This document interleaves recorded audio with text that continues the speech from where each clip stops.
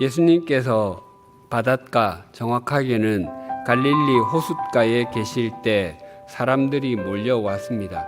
그때 이 비유를 들려주셨습니다. 어떤 사람이 씨를 뿌리러 나가서 씨를 뿌렸는데 덜어는 길가에 떨어지니 사람들의 발에 밟히기도 하고 공중의 새들이 쪼아 먹기도 했습니다. 당시 팔레스타인에서의 농사법은 우리나라와는 달랐습니다. 농부가 바람에 씨를 날려서 뿌리기도 하고 씨가 든 자루를 나귀 등에 올려놓고 자루에 구멍을 뚫어서 나귀를 이리저리로 다니게 해서 씨를 뿌리기도 했습니다. 물론 하나님의 말씀을 뜻합니다. 예수님께서는 씨를 뿌리는 사람이 씨를 잘못 뿌렸다고 말씀하지 않으시고 씨가 뿌려지고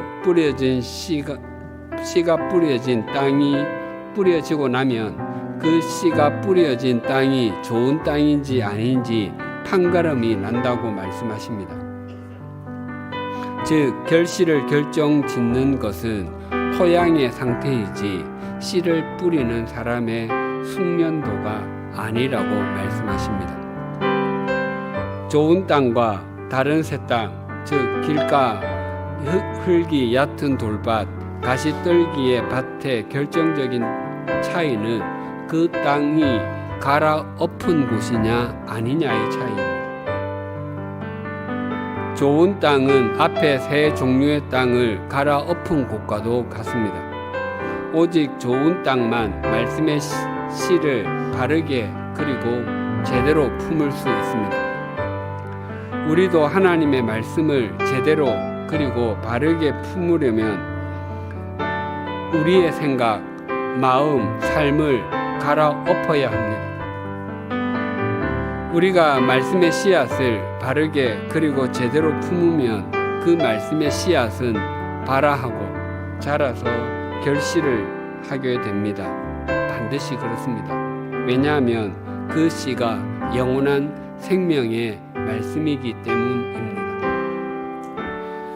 오늘 본문에도 하나님이 없는 삶에는 갈아엎지 못한 땅처럼 굳어짐이 있다고 말씀합니다.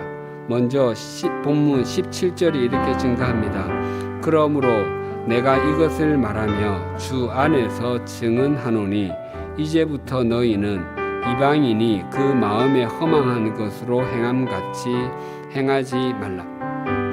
바울은 에베소 교회에게 이제부터 너희는 이방인이 행함같이 행하지 말라라고 권면합니다. 그들은 국적, 즉 시민권으로나 민족적으로는 틀림없는 이방인입니다. 그럼에도 바울은 이방인이 행함같이 행하지 말라고 합니다.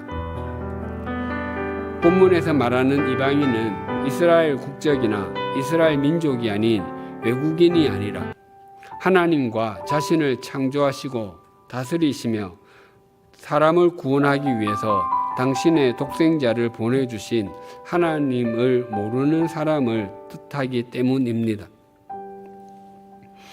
에베소 교회는 하나님 나라의 복음을 받아들인 이상, 예수 그리스도를 주님으로 믿는 이상 이제는 이방인이 될 수 없습니다. 그런데 이방인은 그 마음에 허망한 것으로 행한다라고 합니다. 예수님께서 들려주신 4가지 땅에 떨어진 씨 비유에서 길가와 같은 사람은 전형적인 이방인의 모습입니다. 그들의 마음이 굳어짐으로 인해서 하나님의 말씀에 대한 반응이 전혀 없습니다. 그래서 허망한 것을 좇고 살 수밖에 없습니다. 우리가 오늘 이렇게 예배의 자리로 나아오고 하나님의 말씀을 듣고 그 말씀이 들린다는 것은 얼마나 큰 은총인지 모릅니다. 에스겔 36장 26절에서 28절은 이렇게 말씀합니다.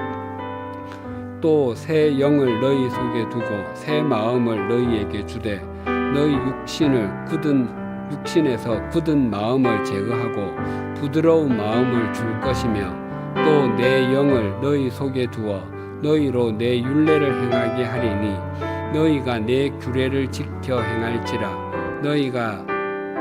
내가 너희 조상들에게 준 땅에서 너희가 거주하면서 내 백성이 되고 나는 너희 하나님이 되리라. 하나님께서는 유다 백성이 우상 숭배와 범죄의 결과로 바벨론으로 끌려가 거기서 포로 생활을 할지라도 다시 회복시켜 주실 것을 약속하십니다.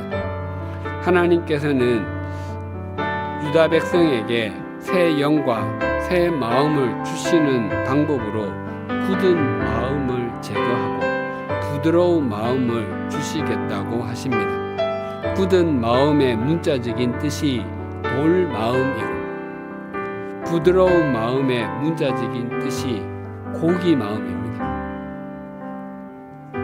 그래서 유다 백성은 하나님의 백성이 되고 하나님은 그들의 하나님이 되실 것이라고 약속하고 있습니다. 중요한 것은 하나님께서는 하나님의 백성을 백성답게 만들기 위해서 그들의 겉이 아니라 속을 새롭게 하시고 고치신다는 것입니다. 우리가 진심으로 이방인이 행함같이 행하지 않으려면 우리의 마음이 새로워져야 합니다. 그래서 오늘 본문 23, 24절에서도 너희의 심령이 새롭게 되어 새 사람을 입으라 라고 권면합니다. 하나님을 떠나 이방인과 같은 삶을 사는 사람에게는 하나님의 생명이 없습니다. 그 생명은 이 세상에서의 생명뿐만 아니라 영원한 생명입니다. 이방인의 삶이 하나님의 생명에서 떠나 있다는 것은 그들에게는 Divine Life, 하나님 안에 있는 생명, 하나님으로부터 온 생명이 없다는 것입니다. 그런데 그 하나님의 생명이 우리에게는 있습니다. 그렇다면 우리가 하나님의 생명을 가진 존재답게 살아가는 것은 마땅한 일입니다. 그 삶이 주님께 잡힌 바 된 그것을 잡으려고 달려가는 것입니다. 우리의 눈을 열어 하나님을 아는 총명을 주시고 우리의 마음을 부드럽게 해주실 뿐만 아니라 하나님의 생명을 주신 하나님께서 이 시간 우리 각자에게 이렇게 말씀하십니다. 너희는 이방인이 그 마음에 허망한 것으로 행함같이 행하지